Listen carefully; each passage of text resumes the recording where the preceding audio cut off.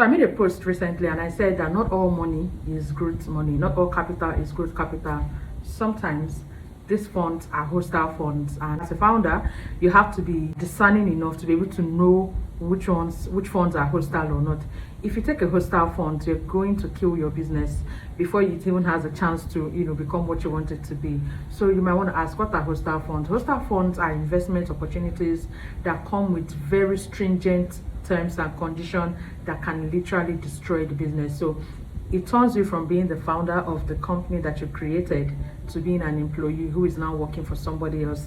And sometimes the worst case is that these investors can have very minority shareholder, but because you are an unexperienced or inexperienced founder, and maybe somehow you also believe that lawyers are time wasters and are just there to eat your money, so you don't even bother to send the contract that you got or the contract that you created by yourself to a lawyer to help do a review, a proper review. You don't even bother to actually even engage a lawyer to guide you through the process. So you go ahead to take this money and then realize that every time you want to take a decision, you have to run it by the investor, and not just run it by the investor, you have to get his affirmative vote. And then you also realize that this investor has very small amount of shares, but yet he wields so much control. And because you're so eager to see your idea go out, you think that, I personally feel that if your business cannot start to generate funds, you should bootstrap. Find a way, use your own funds to fund yourself to an extent where you're not at the mercy of an investor. Meet your family members, meet your friends, save up your income, use it to start or push the business to a point where even though you're meeting an investor, they understand that you're coming with value. It's not a case of them giving you money to go and execute an idea. They are bringing money into an idea that has already been executed, and maybe even they've started seeing traction. So hostile funds will kill your business. Hostile funds ensure that the investors have controlling power. They have veto power. So they make it look like, oh, don't worry, you can do your thing. But in actual fact, you're actually working for them.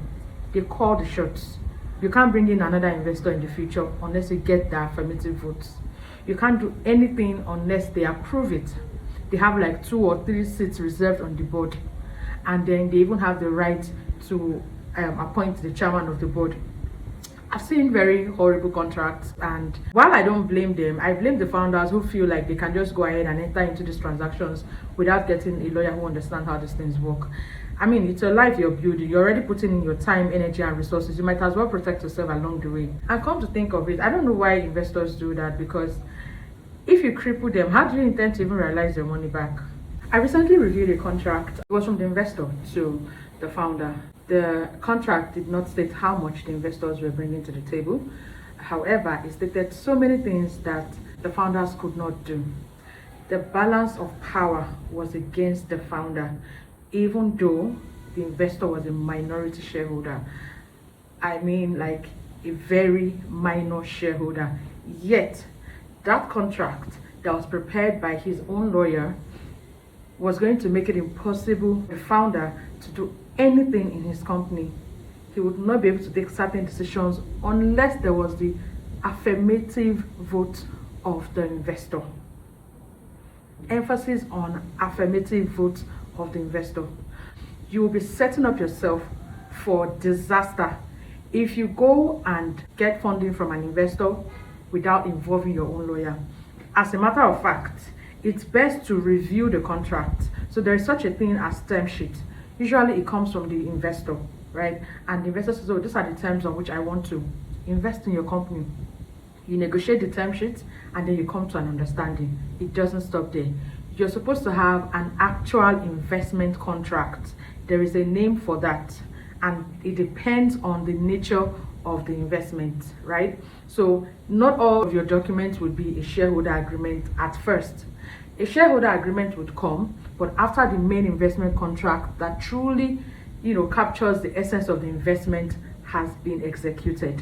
Instead of just ignoring your term sheet that you're supposed to review and then jumping straight to prepare a shareholder agreement, your lawyer, as the founder, the founder's lawyer should prepare, maybe if it's equity, for example, a share purchase agreement, because by giving out shares in exchange for money, you're basically selling the shares of your company, right? So a share purchase agreement is what is supposed to be prepared. Now, outside of the share purchase agreement, then there will be need for a shareholder agreement. This shareholder agreement will not just be between the investor and the company alone. It will include both the investor, the founders, everybody who has shares, no matter how many shares they have in the company. So it's a fatal mistake. It's a very big mistake to go on this funding journey without involving a lawyer that actually understands how all of these things work. You're going to set up yourself for disaster. You're going to kill yourself. Imagine a contract that says that you cannot take on other investors, right, without the affirmative vote of the investor, your current investor. Imagine a contract that restricts you from even being able to make certain decisions regarding whether you want to raise future capital, or whether you want to bring in a new employee, or whether you want to bring in a new investor. Every decision that you make is going under scrutiny. Not all of your investors should have a seat on the board. Sometimes they only just need an observer seat. Let them have a right to observe what is going on. One of the key things that they need to have is an information right. I think at this point, it's become more important for me to do a video that tells you exactly what the investors' rights are in a business. Imagine a business where your minority shareholder investor is dictating how everything would go, including liquidation preferences. I didn't see the other part of the contract, but I'm sure that the liquidation preference is probably a times 3.